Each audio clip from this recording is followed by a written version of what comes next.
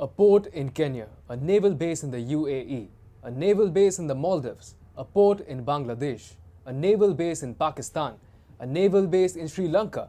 This is what China had aspired to acquire by the end of this decade, and this is what China has lost to its rivals over the last decade. A trap that China laid to stop India's strides in the maritime space has now grown out as a pain in the neck for China itself. Hi and welcome. You're watching TFI Global, the foreign affairs and geopolitical analysis arm of the TFI Media Group.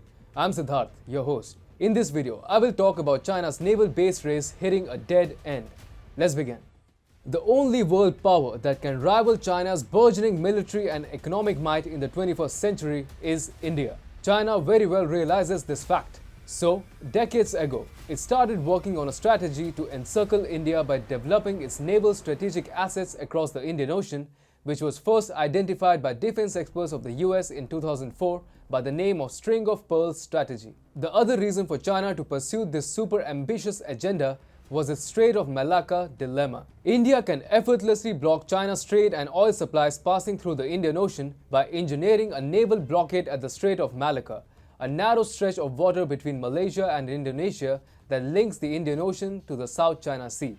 So, in its quest to outpace India in the naval arena, China targeted crucial maritime choke points to develop its strategic bases, such as the Strait of Maldives, the Strait of Malacca, the Strait of Hormuz, and the Lombok Strait, as well as other strategic maritime centers in Pakistan, Sri Lanka, Bangladesh, the Maldives, and Somalia.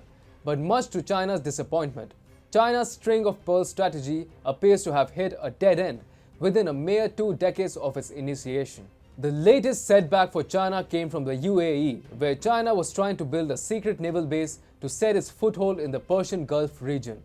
The UAE, which appeared to be clueless about China's nefarious designs in the port of Khalifa, was informed by the USA about China's secret plans, prompting the UAE to kick the Chinese out of their country. Similarly, China's ambitious naval projects in 2 of India's immediate neighbors, that is Pakistan and Bangladesh, have also fallen into disarray. China was developing a deep-sea port at Sonadia Island in the southwestern coast of Bangladesh. However, in October last year, Bangladesh called off the development, citing environmental concerns. Similarly, China's ambitions of developing Pakistan's Gwadar port into the regional commercial hub for facilitating China's trade through the China-Pakistan Economic Corridor have ended up in tatters, thanks to the burgeoning militancy in Pakistan-occupied regions of Balochistan. A frustrated China has now signaled its will to shift its shipping activities to Pakistan's another port city of Karachi to steer clear of Baloch freedom fighters who see China as an invading force. Through its aggressive checkbook and death trap diplomacy, China had also acquired the port of Hambantota in Sri Lanka and Marau Atoll of Maldives to encircle India in its backyard.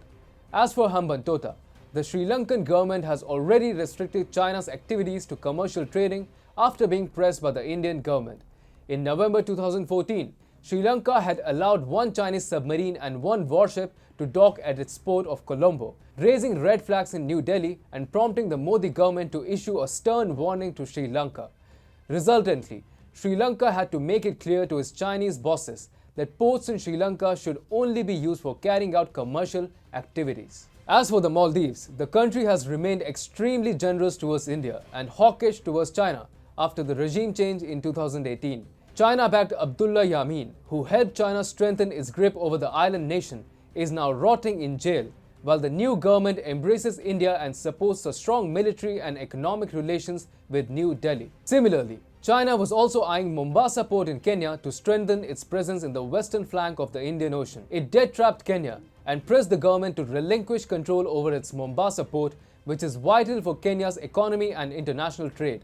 However, in March this year, Kenya stood up to China's hegemonic attitude and made it abundantly clear that the Mombasa port faced no threat from any of its bilateral partners, as no public assets, especially those as significant as the said port, were offered to China as collateral in exchange for the extravagant SGR loans from China's Exim Bank. To read more about the Mombasa port in Kenya, please read our article at tfiglobalnews.com.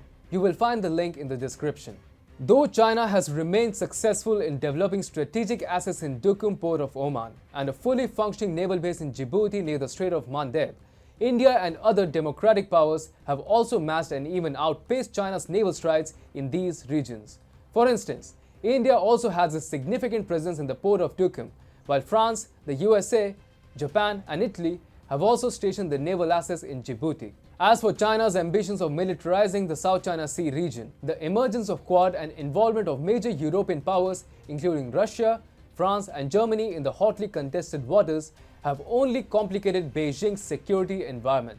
The recent eruption of riots in the China-suppressed Solomon Islands and the Australian government's reservations regarding the China-held Darwin port in northern Australia also insinuate China's sinking fortunes in the Pacific. As China locks its horns with major naval powers of the Indo-Pacific region, including Japan, India, and Australia, its string-of-pearls strategy has gone up in smoke, along with China's dreams of dominating India and the world.